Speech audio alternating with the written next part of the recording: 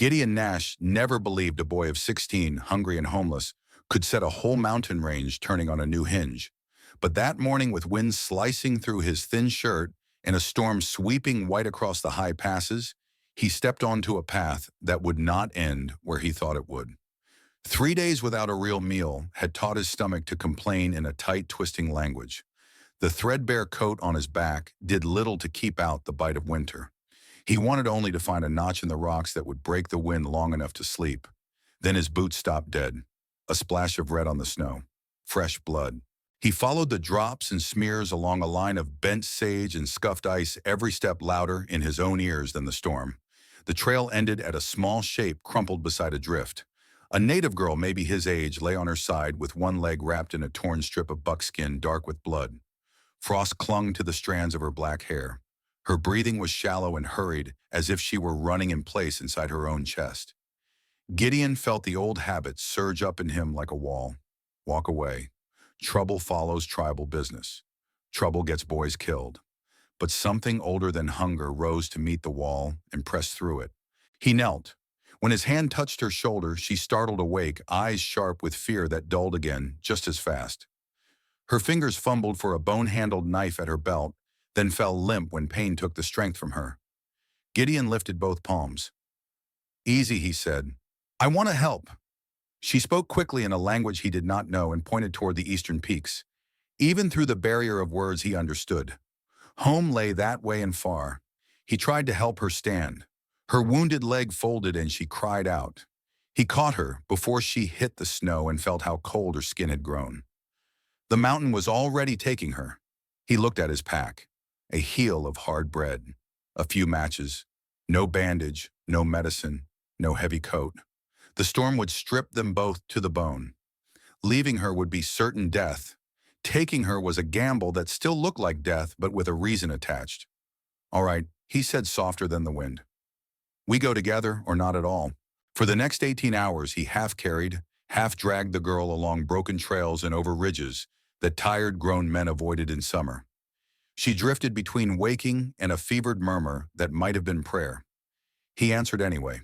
He talked about nothing in particular, the way a boy talks to a skittish colt just to keep a rhythm going. When the sky thinned from black to gray-red stones rose out of the snow like old teeth. He had seen such markers once from a distance and knew enough to stop. Tribal land began here. The girl found her feet for a few shaky steps. Before she turned away, she pressed a carved stone into his palm, polished and warm despite the cold. She did not explain. She looked at him for a long heartbeat, with something like apology and gratitude braided together, then moved toward the line of trees and was gone. Gideon stood with the stone in his fist and the emptiness of the mountains leaning close. He felt relief first. He had brought her far enough to live. Then a lonelier feeling came up and sat beside the relief. He walked back to his cave as dawn finally showed itself, every bone in him burning with fatigue. He slept like a man falling off a cliff and expected to wake into the same quiet he had always known.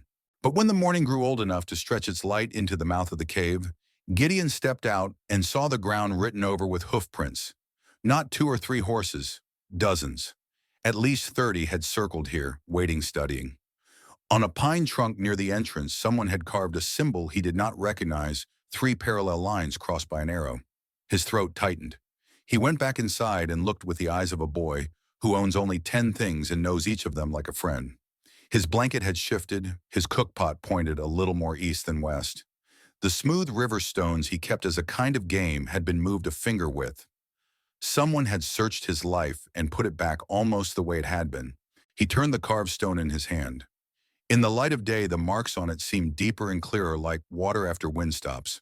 It felt alive against his skin. A dry branch snapped outside, not the thin clatter of wind. Something heavy had stepped wrong while trying to step quietly.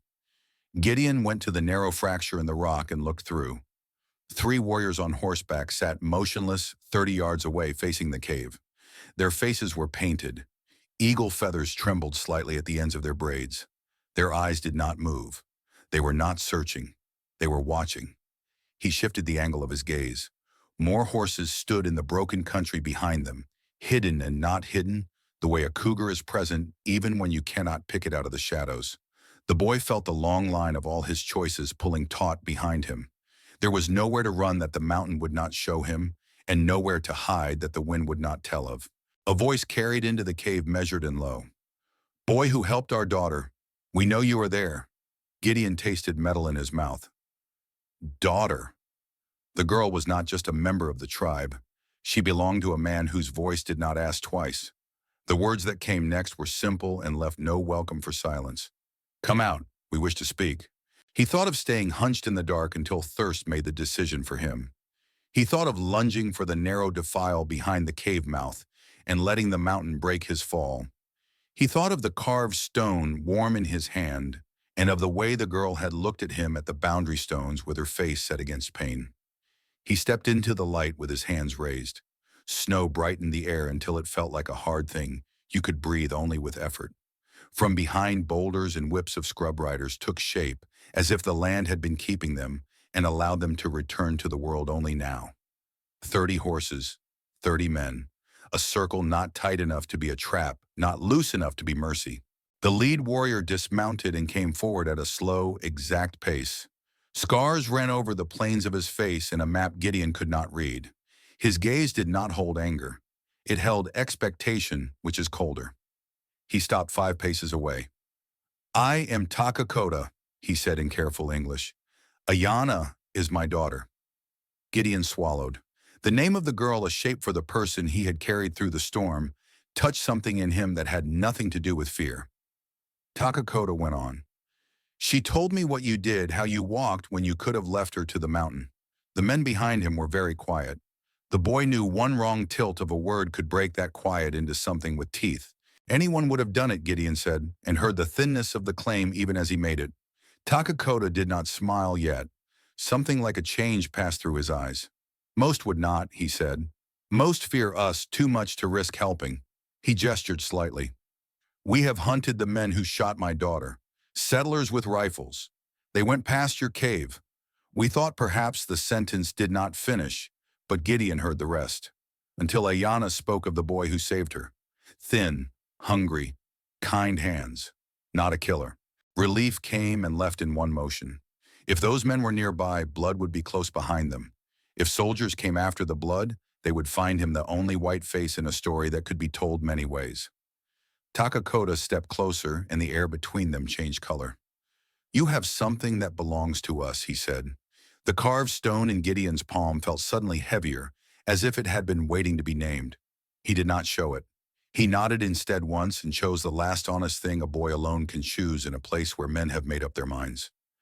He chose to stand where he was and listen, knowing that whatever came next would undo the life he had before and bind him to a future he did not yet understand. The silence between Gideon and the 30 riders held like a frozen river. No sound above and no sound beneath, just the certainty of weight pressing in. Takakota's gaze did not waver. "You carry our stone," he said. "My daughter gave it to you. That makes you part of this now." Gideon's hand clenched around the object without meaning to. The carved lines seemed to press into his skin, as if they wanted to leave their mark there. He had not asked for any bond, only chosen to keep a stranger from dying in the snow. Yet here stood a circle of armed men, eyes fixed on him, expecting his choice to mean more than he had ever guessed. Takakota continued. "The men who wounded my daughter killed others as well. They spilled blood on sacred ground. We tracked them here. Their trail past your cave. You must decide, boy. Leave this mountain before the sun sets, or stay and help us finish what was begun." His voice did not rise or fall. It was not a threat. It was simply a gate being opened one way, leading to exile the other to blood. Gideon's chest felt tight. He had spent his short life fleeing from hunger, from cold, from the eyes of settlers who looked at a homeless boy as if he were already guilty of something. But the thought of fleeing again, turning his back on the circle of faces, felt different. It felt like cutting a rope he had not known was tied to him until now. Before he could speak, gunfire cracked through the trees below the ridge. The sound bounced against stone and shot upward like lightning, splitting the air. Takakota turned his head slightly. His men shifted in their saddles, every motion quiet and measured. Smoke rose in the distance. The settlers had not vanished into the storm. They were still here, and they were killing again. Takakota's expression darkened. "Choose now," he said, "because the killing has already begun." Gideon's breath came short. The girl he had carried, the chief's daughter, had spoken with her eyes more than her lips when she pressed the stone into his hand. He thought of that look now. He thought of her trust, or whatever fragile hope had passed between them. Running was still possible, but only for a time. The mountain would catch him, or the men hunting blood would. And somewhere in his chest a voice whispered that he had already chosen the moment he lifted her out of the snow. "I'll stay," Gideon said, though the words trembled. Takakota studied him for a long moment, then gave a single nod. The warriors mounted as one fluid, as shadows moving with the wind. Gideon climbed onto the ridge behind them, heart hammering. They advanced down the slope, silent except for the muffled beat of hooves. Snow bent and broke beneath their passage, each rider moving like part of a larger body. The air carried the smell of smoke and iron. Gideon's stomach tightened when he saw them, three figures scrambling through the timber, faces pale with panic, rifles clutched in their hands. These were not shadows in rumor. They were men desperate and cornered. One carried a weapon with brass fittings Gideon recognized from town. It had belonged to Marshal Crawford, a lawman no one had seen in weeks. Ice spread in Gideon's stomach. These were the killers, and their trail led straight to his cave. The settlers spotted the opening in the rock and shouted, rushing toward it. Gideon felt the warriors behind him ready themselves, the tension thick as storm air. If the men reached his cave and dug in, blood would fill the snow until the army marched to avenge it. He saw that truth as clearly as the scarred bullet mark in the stone wall. He stepped forward before Takakota gave any signal. "That's far enough," he shouted, his voice breaking against the cold air. The leader of the settlers swung his rifle up, eyes wide with fear. "Get out of the way, boy, or I'll put you down." His finger hovered near the trigger. Gideon's chest felt hollow. 30 warriors ringed the clearing, invisible but waiting.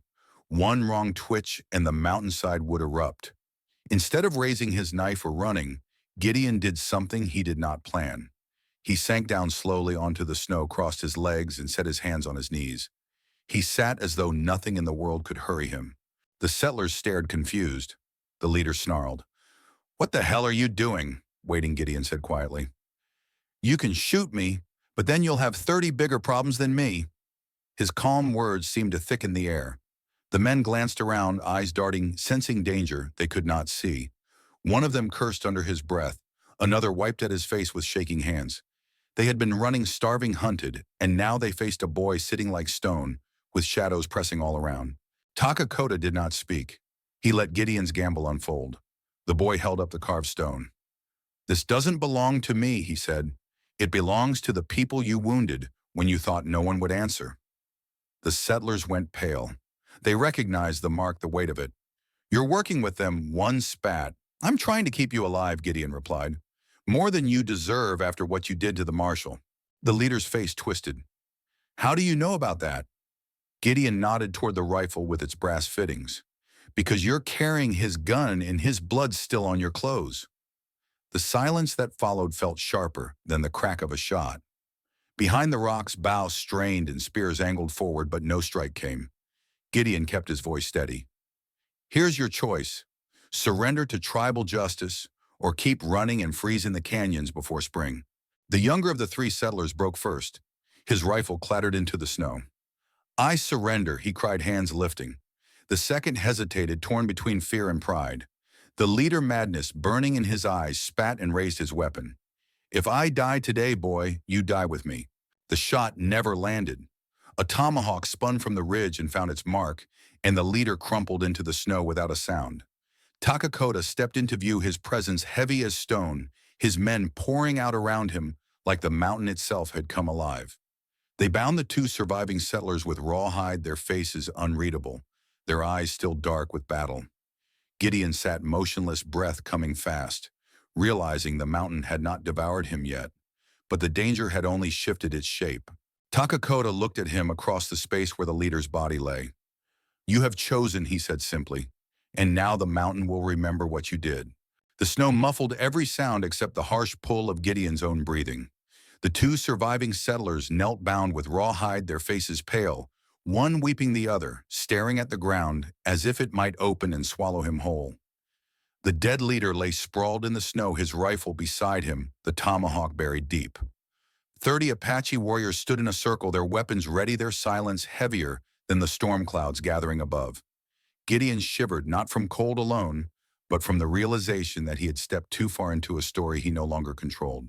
Takakota moved forward, his tall frame cutting a clear line through the smoke of their breath. He studied Gideon not with hostility, but with a weight that pinned the boy where he sat. "You stopped them," Takakota said. "You chose to face them when you could have hidden.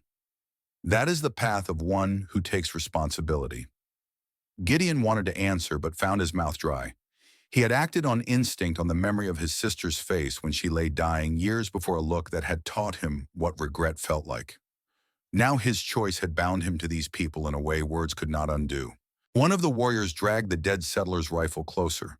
The brass fittings gleamed even in the gray light. Gideon knew the gun. He had seen it on Marshal Crawford's hip the last time he'd passed through the trading post down in the valley. The recognition made his stomach sink. He looked at Takakota. "That man carried the marshal's weapon," Gideon said. "He killed a federal officer." Takakota's expression did not change, but the air around them seemed to tighten. Killing one of their own was one thing. Killing a lawman meant cavalry patrols would soon comb every ridge of these mountains. Takakota crouched near the body, examining the weapon, then turned to his men and spoke quickly in his own tongue. Murmurs rippled through the warriors. Gideon caught only the cadence of anger and fear, not the words. Finally, Takakota faced him again. "You see the danger. The army will come. They will not care about truth. They will see dead settlers, painted faces, and they will choose war." Gideon felt the carved stone warm in his palm. He realized with a kind of slow dread that this was why Ayana had pressed it into his hand, so that he might carry not just gratitude, but burden. If the cavalry found the scene as it was, dozens of innocents could die in a war started by lies. Gideon shook his head. "They'll blame your people no matter what. Unless—" His voice trailed off. He had no plan yet, only the flicker of an idea. Takakota's eyes sharpened. "Unless what?" Gideon swallowed. "Unless the soldiers never find bodies here at all. If it looks like these men died in the storm, lost in the canyons, then the blame dies with them." The two surviving settlers looked up in terror, understanding too well what he meant. One began to protest, but Takakota silenced him with a gesture. The chief studied Gideon as if weighing not just his words, but the marrow of the boy himself. "You would hide the truth," Takakota said slowly. Gideon nodded. "Not to protect them, but to protect you and your children and everyone who doesn't deserve to bleed for what these men did." The words spilled out quicker, now urgent. "Let me tell the soldiers they pass through. Let me be the one they question. A homeless boy means nothing to them. They'll believe me before they believe you." Takakota was silent for a long time. The warriors shifted uneasily, waiting. Finally, the chief gave a single command. "Move the body. Hide it in the deep canyon where storms bury all tracks." Several men obeyed at once, lifting the dead settler as if he were no heavier than a bundle of hides. Gideon watched, his pulse thudding in his ears. The decision had been made. The path was set. The bound prisoners whimpered as the warriors tightened their restraints. One of them, barely older than Gideon, begged through cracked lips. "Please don't let them kill me. I'll tell the truth. I'll tell the soldiers everything." Gideon met his eyes. "You'll live if you help," he said, though he wasn't sure he believed it himself. Takakota regarded the exchange with unreadable eyes. Then he nodded once. "They will walk with us. They will stand as witnesses." The work began swiftly. Warriors scattered brass cartridge casings around the cave, as if the settlers had camped there for days. They built a false fire pit and blackened the bullet scar in the stone until it looked like old soot. They arranged Gideon's few possessions to tell a story of a boy refusing criminals, not aiding them. The efficiency unsettled him. In less than an hour, the mountain looked as if it had swallowed the truth whole and replaced it with another. As the sun began to tilt toward the western ridges, a scout galloped into the clearing, breath misting in frantic bursts. He spoke quickly, pointing east. Takakota's face hardened. He turned to Gideon. "Soldiers ride already. 20 men moving fast. They will be here before night." Gideon's chest tightened. He had hoped for days. Now they had only hours. Takakota stepped close, his hand heavy on Gideon's shoulder. "You saved my daughter," he said. "Today you may save us all." Speak carefully when they arrive. Remember, your words are not only for you, they will bind us as surely as any chain." Gideon nodded, the carved stone hot in his palm, his throat dry. He thought of Ayana's dark eyes, of her limp as she walked away into the forest. He thought of what it meant to belong, and how sometimes belonging was not a gift, but a weight. Hoofbeats echoed faintly from the trail beyond the ridge. Blue uniforms would appear soon against the snow. Gideon drew in a breath that seemed too big for his thin chest. He had wanted only to survive the winter. Now he was about to stand between an army and a people who had trusted him with their fate. The mountain waited silent to see what kind of truth he would tell. The first glint of brass buttons appeared between the pines like sparks catching light. Gideon stood at the cave mouth, his palms clammy against the carved stone he still carried. Behind the rocks, Takakota and his warriors melted into shadow, every muscle coiled but hidden their silence as sharp as the blades they carried. 20 cavalry riders approached their mounts, snorting clouds into the mountain air. At their head was a man with a weathered face, lines etched by sun and duty, his dark eyes scanning every detail of the clearing before his horse even stopped. The officer reined in 10 feet away. "Son," he said, voice steady and commanding, "I'm Captain Morrison, Territorial Cavalry. We're hunting 3 men who killed a marshal and attacked a convoy. Have you seen them?" His words rolled across the snow like iron wheels. Gideon's mouth was dry, but he forced himself to meet the captain's eyes. He had rehearsed this moment 100 times in his head during the last hour, but now that it had come, his chest felt tight as a rope pulled too hard. "I saw them," Captain Gideon said, surprised at how firm his voice sounded. 3 men came through here 2 days past. They demanded food and shelter. When I refused, they fired shots at my cave." He pointed toward the blackened scar on the rock where Takakota's warriors had carefully smeared soot. Morrison swung down from his saddle boots, crunching the frozen ground, eyes narrowing as he examined the mark. "Go on," the captain prompted. Gideon swallowed. "They took what little I had and headed deeper into the high country." He lifted one hand toward the jagged peaks rising behind them. "Haven't seen them since." Morrison circled the clearing slowly. His gaze lingered on the scattered brass casings, the fire pit, the boy's meager blanket. He was no fool. He read stories and details. Gideon stood still, his heartbeat drumming in his ears, willing the scene to speak louder than his fear. The captain returned to his horse, then looked at the 2 bound prisoners kneeling in the snow. And these 2, Gideon kept his expression neutral. "They came yesterday half-starved, said they'd been with the others, but got separated in a storm." Morrison's brows furrowed. He signaled to 2 soldiers who yanked the prisoners to their feet.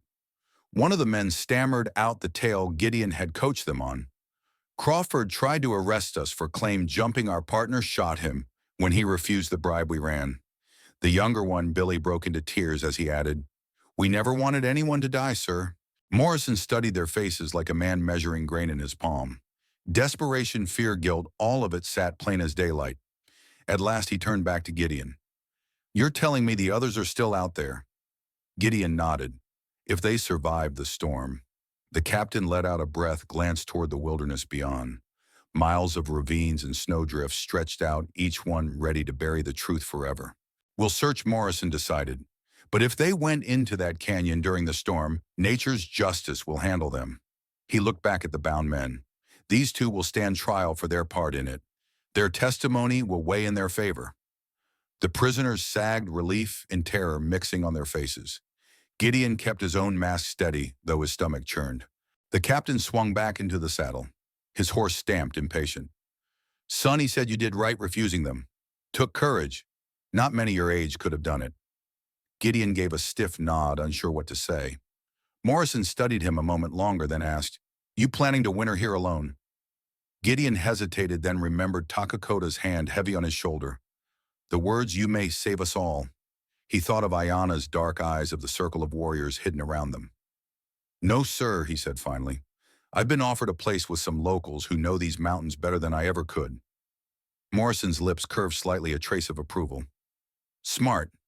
These peaks aren't forgiving to men without allies." With a sharp command, the cavalrymen turned their mounts and began winding back down the trail, the prisoners tied to pack horses. Their hoofbeats faded into the trees, leaving the clearing empty, but for Gideon's ragged breath.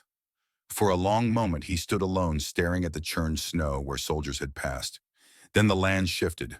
Shadows lengthened and Takakota stepped from concealment, followed by his warriors. The chief's eyes held a new depth when they met Gideon's. "You spoke well, brother," he said in English, tinged with the weight of ceremony. "Your words have prevented much blood." Gideon exhaled, shaking with the release of tension he hadn't known he carried. He opened his palm to return the carved stone, but Takakota shook his head. "Keep it. You have earned it." The warriors began to move, disappearing back into the ridges with the same silent grace they had come. Takakota remained his presence, filling the clearing with quiet authority. "Our winter camp has room for one more," he said. "You may come if you choose." Gideon looked at his cave, its thin blanket and soot-darkened scar, a shelter that had never been home. Then he looked at the man who had called him brother at the path leading toward firelight, voices belonging. "I choose to stay," Gideon said. The words felt heavier than any oath, but also warmer than any fire he had ever known. Takakota's nod was slow, deliberate. Snow began to fall, gentle flakes settling over the tracks of horses and soldiers alike, erasing them one by one. By morning, no sign of what had happened here would remain. Only the choice of a boy who had nothing and who had been given in return a family. The wind shifted as they descended into the hidden basin where the winter camp lay. Gideon followed Takakota, his legs aching from the strain of the past days, his heart caught between exhaustion and an unsteady sense of wonder. The basin opened wide between walls of red stone, sheltering a cluster of lodges arranged with deliberate care. Smoke curled from the tops, carrying the scent of sage and pine resin. Children ran to meet the returning warriors, their laughter ringing clear against the canyon walls. Women stepped from their lodges, eyes sharp but not hostile, weighing the figure of a ragged white boy who walked among their men. Gideon tugged his thin coat tighter, painfully aware of his torn boots, the hollows under his cheeks, and the strangeness of being received into a place that felt whole when he himself had always felt half missing. Takakota lifted his hand, and the bustle quieted. He spoke in his own tongue, voice measured and steady. Gideon did not understand the words, but he felt the shift ripple through the crowd. Faces turned from suspicion to something more complex, curiosity mixed with respect. Ayana appeared from one of the lodges, her injured leg bound with fresh hides. She leaned heavily on a carved stick, but carried herself with determination. When her gaze met Gideon's, he saw the glimmer of recognition, and something else, gratitude tempered with the sadness of knowing what his choice had cost him. She came forward, placed a hand on his arm, and turned to address her people. Though Gideon could not follow every word, he caught his name shaped within her speech. She pointed toward his chest, where the carved stone now rested inside his shirt. Her tone carried conviction, and the tribe listened. When she finished, Takakota stepped forward and took the stone from Gideon's hand. He raised it high, speaking in words that rose and fell like a chant. Then, to Gideon's surprise, he pressed the stone back into the boy's palm, curling Gideon's fingers around it as if sealing a pact. Brother Takakota said simply, his English carrying the gravity of ceremony, "You belong." A fire was kindled at the center of the camp, larger than any Gideon had seen. The flames leapt skyward, sparks rising into the dark like scattered stars. Around the fire, the tribe gathered. Drums began slow at first, then growing into a rhythm that echoed in the boy's chest. Women's voices rose in song, a weaving of tones that carried both sorrow and hope. Gideon sat near the flames, warmth seeping into his bones, and felt for the first time in years that hunger and cold were not the only truce waiting for him. The ceremony unfolded with gestures more than words. An elder painted a mark on Gideon's forehead with ash mixed from sacred herbs, the scent earthy and sharp. Another offered him a bowl of stew, thick with venison and roots richer than anything he had tasted since childhood. Each gift was small but layered with meaning, a sign that he was not just a guest, but someone they would weave into their fabric. Gideon ate slowly, humbled by the generosity, by the fact that he had been nothing on the mountain that morning and was now treated as if his life mattered. Ayana sat across the fire, her face half lit by flame, half shadow. She spoke softly when she caught his eye. "You saved me," she said in halting English. "My people see this." Gideon wanted to tell her that he had only done what anyone should, but the words caught in his throat. He remembered Takakota's reply to that same claim most would not. The truth of it pressed against Gideon's chest. Perhaps his life of loss and hunger had carved him into someone who could not walk away. Perhaps that was why the stone felt as though it had been waiting for him long before Ayana ever placed it in his hand. Later, as the fire sank to embers and the songs quieted, Takakota led Gideon to a small lodge near the edge of camp. It had been cleared for him, a blanket spread furs laid thick on the ground. "This is your place now," the chief said. "Rest. Tomorrow there is work." Gideon nodded, unable to find words for the knot of emotions in his chest. He ducked inside. The warmth and smell of smoke wrapped around him, strange yet comforting. He lay down on the furs, the carved stone pressed against his palm beneath the blanket. Sleep did not come quickly. His mind replayed the day, the gunshot that never touched him, the tomahawk flashing, the captain's eyes searching for truth, the faces of children watching him enter their world. He thought of the two bound settlers taken away by the warriors, their lives spared not out of mercy, but because Gideon had seen another path. He wondered what would become of them. He wondered what would become of him. Yet beneath the questions, for the first time in years, he did not feel alone. The voices outside faded, the wind softened, and Gideon's breath fell into rhythm with the mountain itself. When dawn came pale and cold, Gideon stepped from the lodge into a camp stirring with life. Smoke rose from new fires. Warriors prepared to scout the valleys. Women tended to children and wove baskets. The world had not ended, though it could have. And Gideon, once a nameless boy wandering the wilderness, now carried a name spoken with respect around this fire. The stone in his hand was no longer a mystery. It was a promise, and he was bound to it as surely as he was bound to the rising sun over the canyon rim.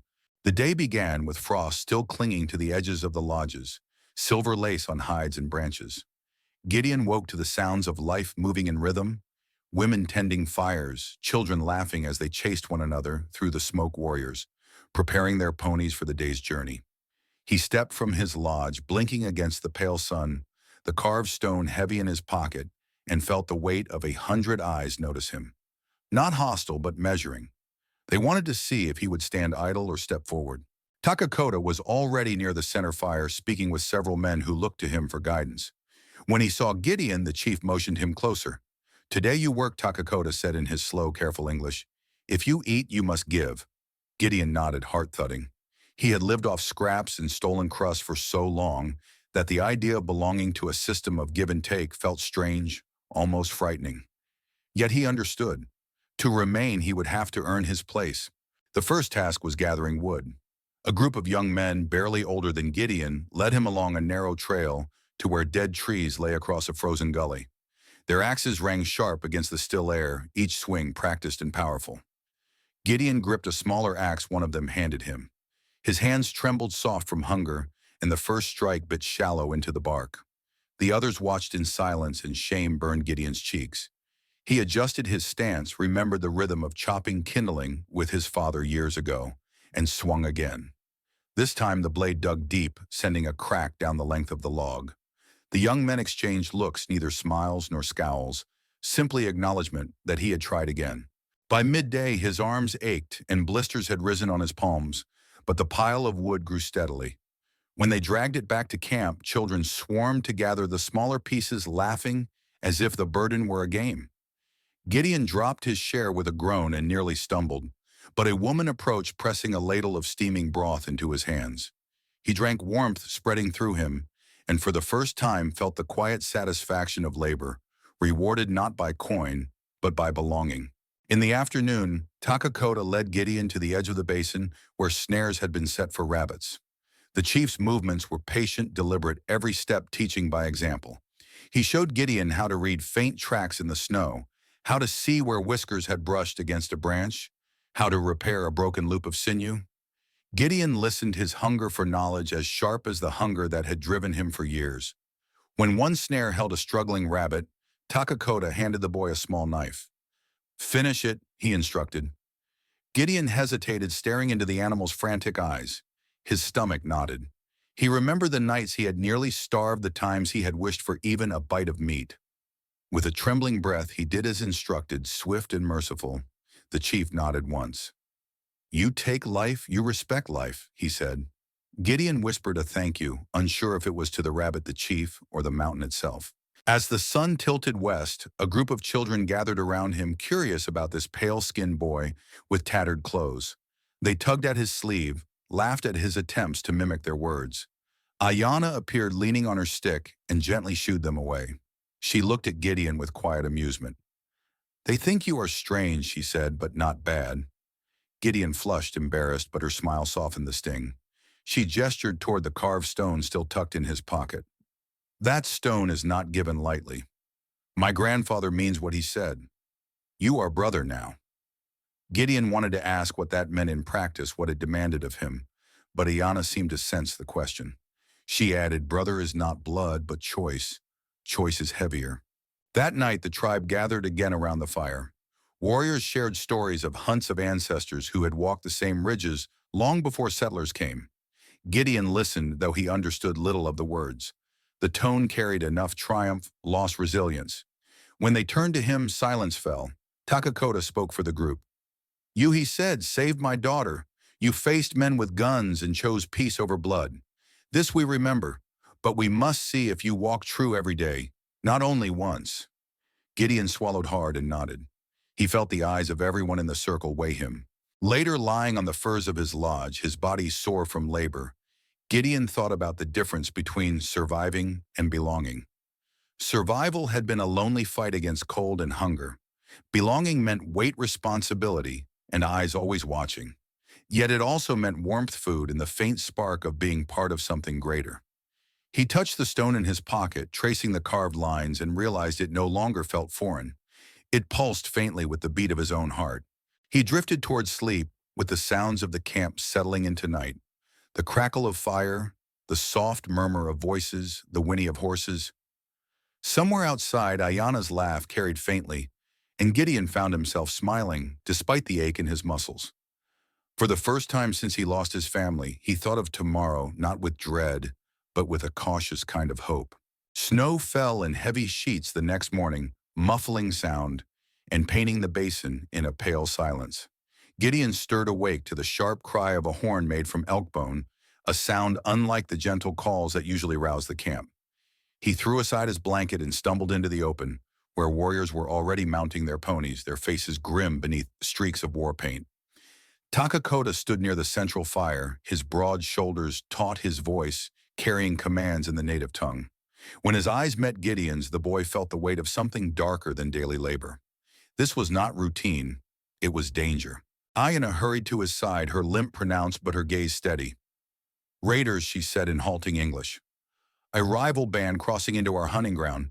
They test us when the snow is deep, thinking we are weak." Gideon's pulse quickened. The tribe had given him shelter, food, even the beginnings of belonging. Now it seemed they were being forced to defend it. He looked at Takakota, who beckoned him forward. "You wish to stay," the chief said, his tone grave. "To be brother is not only to eat our food and share our fire, it is also to share our fight." Gideon swallowed hard, nodding. He had no rifle, no bow, only the rusty knife he had carried since leaving his family's farm. But he knew this was the true test. Words and oaths were fragile. Action was the forge. The warriors moved swiftly, their ponies sure-footed even in the snow. Gideon ran at their side, lungs burning, until they reached the ridge overlooking the eastern pass. Below, shadowy figures moved through the drifts, half a dozen men wrapped in dark furs leading ponies laden with stolen meat. Their laughter carried faintly on the wind, harsh and cruel. Takakota raised his hand, signaling silence. He turned to Gideon. "Watch," he said. "Learn. If you are to be one of us, you must see not only our kindness, but our defense." The warriors fanned out, encircling the intruders with practiced ease. Gideon crouched behind a boulder, heart hammering. He wanted to shout, to run, to do anything but sit still. Yet he held his ground, remembering the carved stone in his pocket, the weight of Ayanna's eyes on him when she said, "Brother is choice." This was the choice. One of the raiders spotted movement too late. Takakota's men descended like the storm itself, swift and precise. Spears flashed, bows twanged, and the raiders were overwhelmed before they could mount a defense. Gideon rose instinctively, a knife in hand, but found himself face to face with a man who had broken through the line. The raider's eyes were wild, his blade long and sharp. Gideon froze for a heartbeat, the cold biting deeper than any wind. Then something in him snapped. He remembered his sister's final words. Real courage is not being unafraid, but doing what is right even when fear owns you. Gideon lunged, clumsy but desperate. The raider slashed, catching Gideon's coat and grazing his arm. Pain flared, But the boy drove forward, ramming his shoulder into the man's chest. They fell into the snow, struggling, fists and blades tangling. Gideon felt the world narrow to heat and breath, and the terrible certainty that only one of them would rise. With a cry torn from somewhere deep, he drove his rusty knife into the raider's side. The man went still. Silence followed, broken only by Gideon's ragged gasps. He stared at the blood staining the snow, hot and red against the cold white. His hands shook violently. He had killed not in anger, but in defense of those who had taken him in. Takakota appeared beside him, eyes unreadable. "You did what was needed," the chief said. "No more, no less." Gideon met his gaze, trembling, and saw not judgment, but recognition. When the raiders were bound and their ponies seized, the warriors returned to camp victorious. That night another fire blazed brighter than before. Songs rose again, but this time they carried a harder edge, a celebration of survival. Gideon sat close to the flames, his arm bandaged, the heat stinging the fresh wound. Ayana lowered herself beside him, her face soft in the glow. "You chose," she said simply. "Now you are truly brother." Takakota stood before the gathered tribe, holding the carved stone high. He spoke in solemn tones, then placed the stone once more in Gideon's palm. "This boy came to us with nothing," he said, "but gave everything when it mattered. Today he is not guest, not stranger. Today he is family." The circle of voices rose, chanting a word Gideon did not know but understood with every fiber of his being. Acceptance. Tears blurred his vision as he looked around the fire.